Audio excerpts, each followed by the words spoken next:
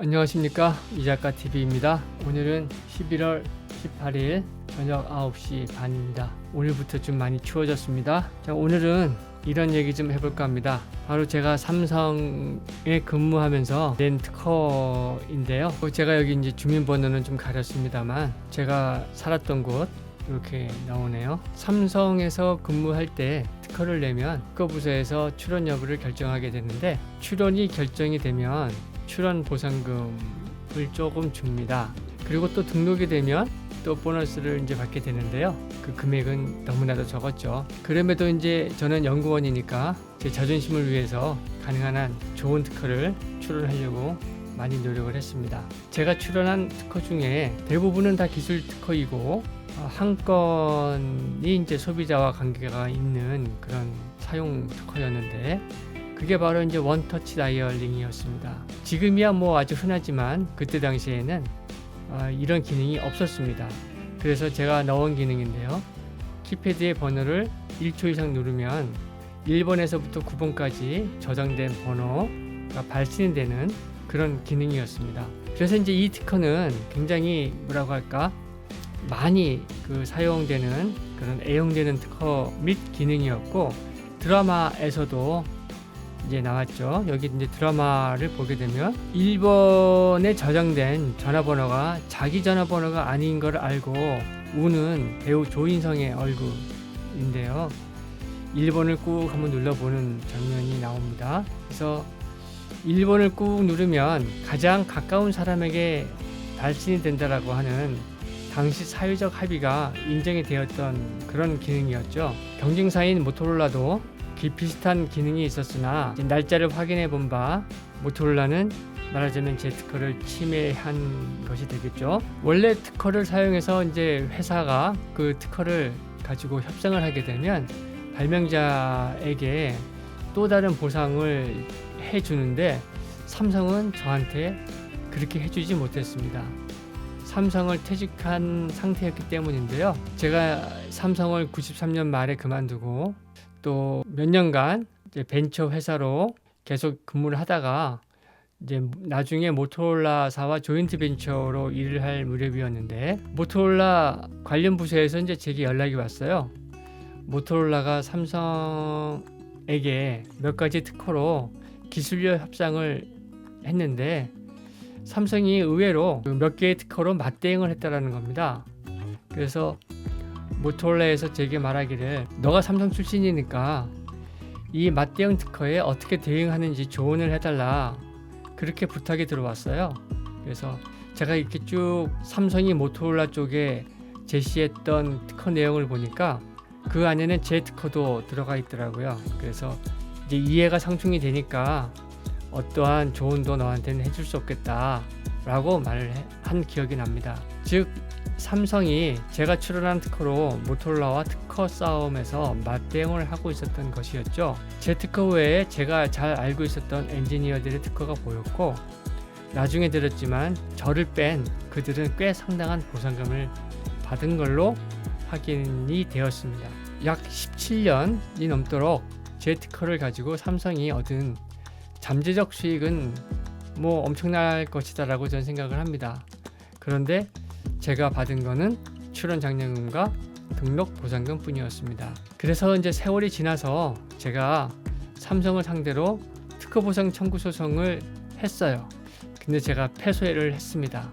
사실 일개 개인이 거대한 삼성을 상대로 소송을 하는 건 그야말로 쉽지 않았습니다. 제가 왜 패소했는지 말한다면, 아마 여러분들은 그 거대한 삼성전자가, 설마 그 삼성전자가 비록 퇴직을 했다 하더라도 삼성전자를 위해서 발명한 그 발명자에게 그렇게까지 할 리가 하면 놀랄 건데요. 아마 제가 다 얘기를 하면 삼성 출신 사원들뿐만이 아니라 임원분들도 놀랄지 모르겠어요. 현재까지는 대한민국 법에 사실적시 명예훼손죄가 존재하죠. 사실 이 사실적시 명예훼손죄는 일본에서 도래된 법인데 우리나라에만 아직 존속하고 있다라고 합니다. 아무튼 제 안에 남아있는 작은 애증의 마음으로 제가 어떠한 일을 당했는지 언급은 자제하도록 하겠습니다. 가장 치졸한 방법으로 삼성전자는 자신들을 위해서 발명한 한 개발자에게 큰 수모를 안겨주었죠. 그래서 전 사실 그날 이후로 삼성 제품과는 좀 거리를 두게 되었습니다. 요새는 제가 뭐 삼성폰도 가끔은 씁니다만 제가 아마 이 이후로 경쟁사 폰을 계속해서 사용을 하는 것 같아요. 아무튼 삼성과 관련된 일들은 이쯤에서 이제 마무리합니다. 여기서 이제 바이바이 합니다. 뭐 가끔 삼성 얘기가 또 나올지 모르겠습니다만 아무튼 일단 주요한 내용은 이 특허 이야기로 마무리하겠습니다. 안녕 삼성전자. 그 다음은 제가 태어나서 삼성 반도체 통신에 입사할 때까지의 간략한 기록입니다. 비록 남의 인생이나 관심이 없으시겠지만 저 나름대로 기록으로 남겨놓습니다. 자, 1973년 여름에 살고 있었던 서울 마포의 부모님 집이 홍수로 잠겼습니다. 홍수로 범람했던 집 앞에 개천인데요.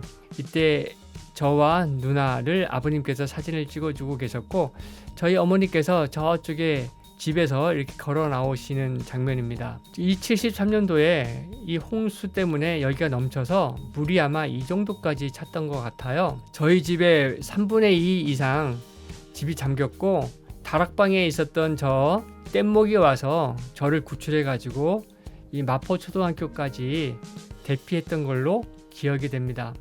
홍수 이후로 부모님은 강북을 떠나서 강남 저 아래 멀리 있는 사당동의 언덕마을로 이사를 했고요. 또 마포초등학교를 떠나 사당동의 남성초등학교로 전학을 하고 이어서 상도중학교, 남강고등학교로 차례로 진학을 하게 되었습니다. 아버님께서 제게 넘겨주신 패트리 7S라는 카메라로 찍은 제가 고등학교 2학년 시절의 사진인데요. 나름 잘난 척하고 찍은 사진인데 제 스스로 생각하기에 저는 공부에만 몰두했었던 독한 범생이과는 아니었던 것 같습니다. 가끔 다른 데도 눈을 돌리기도 했었기 때문에 학교에서 원했던 서울대는 지원할 수가 없었어요. 그런데 어쩌면 서울대에 진학 못했던 것이 참 다행이었을지도 모르겠습니다. 대학 1학년 때 포트란 프로그래밍을 배웠고 2학년이 되자 1학년 성적이 좋지 못해서 가고 싶었던 전자공학과는 못 가고 전자통신공학과를 선택해야만 했습니다.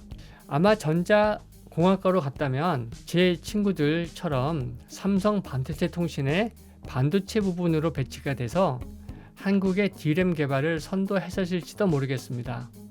그런데 저는 통신연구소로 갈 운명이었나 봅니다. 그 당시 가장 어려웠던 것은 전자기학이었고요. 또 쉬웠던 것은 전자회로, 코딩 이론, 그리고 프로그래밍이었습니다. 더불어 디지털 신호 처리, 퓨리에 트랜스폼, 통신 이론 등을 배운 것이 나중에는 큰 도움이 되었죠. 동아리 활동도 하기 시작했는데 제가 들어갔던 동아리가 이제 여기입니다. AFKN 청취반. 그 당시 저는 여성에게 말도 제대로 못 거는 소극적인 성격이었습니다. 그래서 그 성격을 좀 바꿔보려고 또 더불어서 영어 공부도 하려고 동아리를 들어갔고요. 제가 생각하기에 소기의 목적은 달성한 듯 해보입니다. 대학 3학년 때인가요? 어머니에게 부탁을 하고 졸랐죠. 사실은 삼성 퍼스널 컴퓨터 SPC-1000을 사달라고 졸랐습니다. 하늘에 계신 어머니 진짜 감사합니다. 그때 살림 어려웠을 텐데요. 막내 아들을 위해서 정말 너무나 큰 선물을 주셨습니다. 그 컴퓨터를 이용을 해서 독학으로 베이직 인터프리터를 공부했고 그래서 그때 파싱이 뭔지 렉시칼 아날리시스가 뭔지에 대해서 처음으로 알게 되었고요. G80 CPU 기계어 머신 랭귀지죠. 그리고 디스어셈블러에 대해서도 알게 되었습니다. 그리고 이 컴퓨터에 내장된 허드슨 베이직의 구조에 대해서도 공부를 하게 되었죠. 추후에 이 컴퓨터로 게임을 디자인했고 베이직 언어로 프로그램도 해서 그 당시 마이크로소프트웨어라는 잡지사에 기고도 했고 수상도 했습니다. 상금은 어디다 썼는지 모르겠고요. 아쉽게도 이사하면서 그 잡지는 분실하고 말았습니다. 이러한 공부가 실제로 삼성에서 일을 하는데 큰 자양분이 된 듯 했습니다. 3학년이 되자 현실적인 문제가 다가왔는데요. 졸업 후 어떻게 취업을 하고 어떻게 병역 의무를 슬기롭게 해결할 것인가 하는 고민이 있었고요. 병역 문제를 해결하기 위해서 사병으로는 가지 말라는 형님, 그 당시 이제 형은 장교였고요. 그런 형님의 조언을 듣고 2학년 말에 ROTC 학군단에 지원을 했습니다. 2km 달리기와 여러 체력 시험도 치렀지만 같이 지원했던 이 친구의 권유로 ROTC 지원을 취소했습니다. 이 친구 이름이 이명환인데, 이명환 고마워. 강남을 갔죠, 이 친구 따라. 그래서 제 인생에 또 다른 한 갈림길로 갈 수가 있었던 것 같습니다. 이 친구 덕에 ROTC를 취소하고, 그리고 몇 달 후에 삼성 반도체 통신에서 그 장학생 지원을 하라라는 그런 공지가 내려왔죠. 그래서 지원을 했고 장학생으로 선발이 돼서 3학년, 4학년 전액 장학금을 받게 되었습니다. 그리고 5년을 근무하는 조건으로 연구원 병력 특례를 받게 되죠. 그래서 저는 군필이지만 병장 제대는 아닙니다. 대학 4학년 때는 BMS라고 하는 당시 이제 중앙 컴퓨팅 시스템을 이제 경험했고, 여기 보였다시피 자료 구조론, 데이터 스트럭처스 앤 알고리즘, 자료 구조론, 특히 이제 q, 스택, 링크드 리스트, 바이너리 트리, 소팅, 서칭과 같이 데이터를 어떻게 처리하는지에 대한 것을 공부했던 것이 나중에 매우 큰 도움이 되었습니다. 아직도 이 친구, 이명한 친구하고는 이렇게 운동도 같이 하고 잘 지내고 있습니다. 당시 제가 공부했었던 책인데요, 아직까지도 제가 보관하고 있습니다. 여기 보시면 이제 Q에 대해서 공부했던 내용이고요. 여기는 이제 그 바이너리 트리에 대해서 제가 공부했었던 그런 내용입니다. 지금 보면 모르겠습니다, 무슨 말인지. 근데 그 당시는 이런 공부를 했었습니다. 또 다시 이제 삼성에 입사했을 때 얘기를 또 하게 되네요. 본사 연구소 공장 중에 한 곳을 선택을 해야 되는데요. 그 당시 남대문 쪽에 있었던 삼성 본관 근무했었던 김인식 인사팀장과 면담을 한 후에 연구소로 배치가 되었습니다. 그리고 부천의 통신연구소 이지영 연구소장과 배치 면담을 거쳐서 최종적으로 이제 부서가 배정되었는데요. 당시 연구소장은 신입사원들 면접을 보면서 불쑥 이런 질문을 했습니다. 왜 FM이 AM보다 잡음이 없이 깨끗하게 들리느냐? 라는 질문을 했고, 당시 3사람의 면접자가 있었는데요. 아무도 답을 안 하는 사이에 그 침묵이 제가 좀 부담스러웠던 것 같습니다. 그래서 제가 불쑥 던진 답은 FM은 밴드가 넓어서 잡음이 들어와도 영향이 적기 때문에 노이즈에 강하다라고 답을 한 것으로 기억을 합니다. 그 덕일까요? 저는 연구사무실 무선 연구실에 배치가 되었습니다. 그런데 배치가 돼서 들어가 보니 OJT 담당 선배, 그 위에 대리, 그 위에 과장, 그 위에 실장 모두 같은 학교 동문이었습니다. 과연 이게 저한테 잘된 것일까요? 결론적으로 말씀을 드리면 역차별을 좀 받았습니다. OJT 선배는 저한테 무관심했고요. 반면에 K대 1년 선배분이 틈틈이 제가 던지는 질문에 매우 친절하게 답을 해주곤 했습니다. 부서 배치가 끝나고 선배들이 공부하라고 준 책이 바로 이제 벨 시스템 테크니컬 저널 중에서 셀룰라 컨셉 뿐만이 아니라 셀룰라 시스템 전반에 관련된 그런 어떤 논문이었습니다. 이 내용을 계속해서 읽고 이해하는데 많은 시간을 들였던 걸로 기억을 합니다. 그리고 입사 후에 저는 그 당시 이제 사당 쪽에 살았었는데요. 사당에서 부천까지 또는 연구소가 기흥으로 이사간 뒤에는 사당에서 기흥까지 버스 안에서 남들이 졸거나 잘 때 저는 그 책, BSTJ나 AMPS 스펙을 외웠습니다. 또 실험실 장비 한 번 더 사용해 보려고 선배들이 퇴근할 때를 기다렸고, 그렇게 늘 11시에 막차를 타고 집으로 퇴근을 했습니다. 또 한 1년간은 기숙사를 이용을 하기도 했고요. 그 기숙사 이용을 할 때 처음으로 악기 트럼펫을 한번 배워봤던 기억도 있습니다. 이러한 장비 하나 쓰려면요, 진짜 그 선배들이 다 퇴근한 다음에 장비가 비어 있을 때 늦은 밤에 한번 사용해 볼 수 있었습니다. 이건 지금 스펙트럼 아날라이저라고 되어 있죠. 무선 그 송신 캐리어의 파형을, 순도를 그렇게 보는 그런 계측 장비가 되겠습니다. 또 무모했다고 생각되는 일도 있었죠. 입사 후 우리 사주로 배정받은 주식을 몽땅 다 팔아서 이 IBM AT를 샀어요. 어머니가 어렵게 사주신 삼성 SPG1000 PC와는 차원이 다른 그런 컴퓨터였죠. 저는 이제 이것으로 회사와 집에서 끊임없이 일을 할 수 있었어요. 그 당시 저는 일에 미쳐 있었던 것 같습니다. 이렇게 배우고 일하면서 SH100을 시작으로 SH700까지 삼성전자에서 즐겁게 흠뻑 일하면서 많이 배웠습니다. 또 애증도 있고요.